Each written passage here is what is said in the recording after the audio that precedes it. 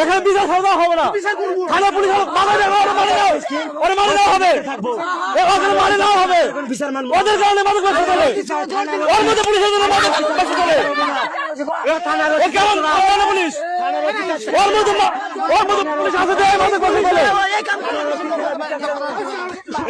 থানা ওসি লাগবে এখানে, হ্যাঁ ওরা মারে নাও, ও মারে নাও, মারে নেওয়া হবে। ও থানা পুলিশ রানিং পুলিশ এই ধরনের কাজ করে।